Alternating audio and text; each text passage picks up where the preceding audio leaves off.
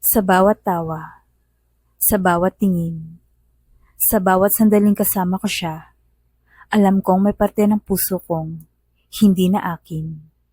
Ako si Ishi, 23 years old, isang teacher, at ito ang kwento ng isang lihim na matagal ko ng kinikimkim. Ang pagmamahal ko sa matalik kong kaibigan. Siya si Raya, mabait, masayahin, at sobrang supportive. Simula pa college ay magkasama na kami sa lahat. Projects, overnight, out of town, at kahit sa heartbreaks. Pero may isang bagay lang akong hindi pa kayang sabihin sa kanya na mahal ko siya. Habang nasa Zambales kami, tinatawag ako ni Raya. Sumisigaw siya at kumakaway. Barkada trip namin yun. 5 taon ng tradisyon. Pero sa taong to, iba ang pakiramdam. Mas tumitindi ang nararamdaman ko sa tuwing tumatawa si Raya. Sa bawat hawak niya sa kamay ko, ramdam ko na sana ako na lang. Bakit ka nakatulala? Tanong niya habang inaabot sa akin ang coconut shake. Wala, iniisip ko lang kung gaano tayo katagal nagkasama. Ngumiti siya, yung ngiting walang bahid ng pag-aalinlangan. Forever tayong magkasama, di ba? Tumango ako. Oo, forever. Pero sa loob ko, may boses na sumisigaw. Paano kung hindi lang pagkakaibigan ang gusto ko?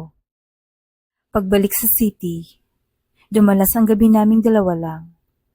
Movie nights, wine nights, hug nights, hanggang sa isang gabing pareho kaming nakainom. Raya, simula ko habang nakatitig sa kanya. May gusto sana akong aminin. Aamin din sana ako, pero ikaw muna. Huminga ako ng malalim. Mahal kita. Tumahimik siya. Ilang segundo lang, pero pakiramdam ko'y isang siglo. Hanggang sa lumapit siya sa akin at hinalikan ako. Mabagal, marahan, totoo. Akala ko ako lang, bulong niya pagkatapos. Umiyak ako.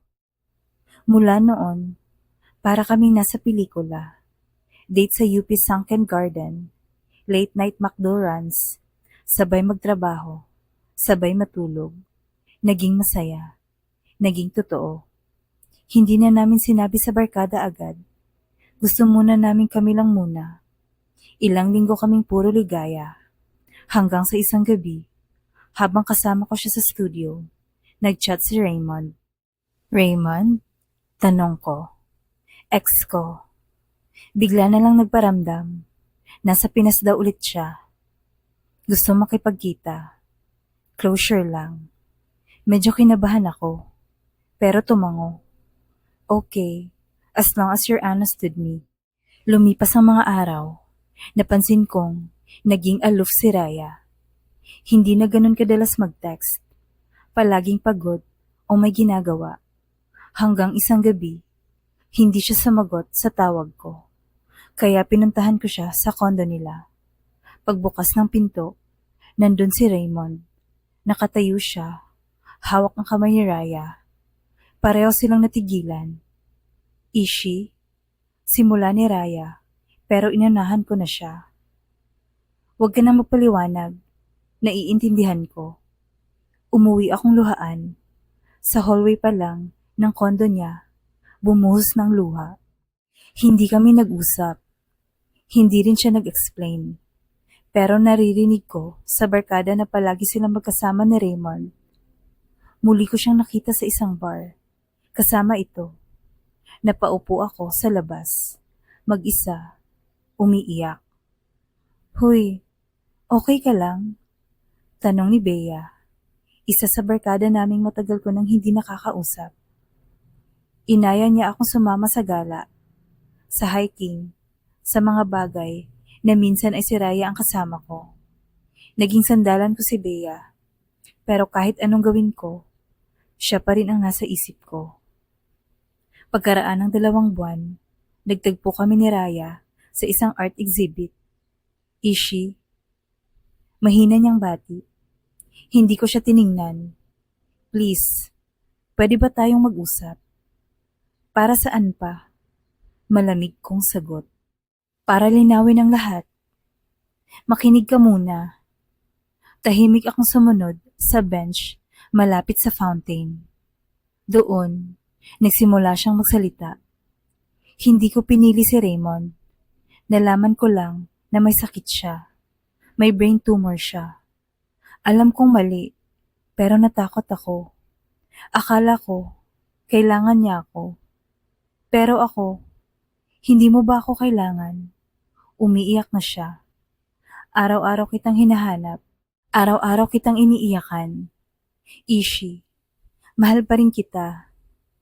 Bakit mo ko iniwan? Dahil duwag ako. Pero hindi na ngayon. Muling lumapit si Raya at tiningnan ako ng diretso sa mata. Kung hindi pa huli ang lahat, kung pwede pa, hayaan mong itama ko ang lahat. Saglit akong hindi nagsalita. Pinagmasdan ko ang babae sa harapan ko.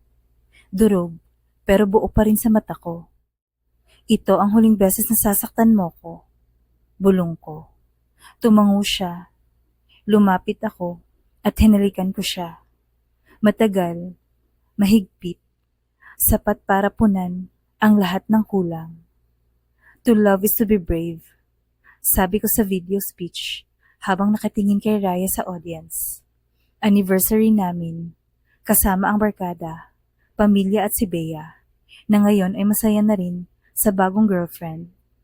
Nakahawak si Raya sa kamay ko habang pinapanood ang montage naming dalawa.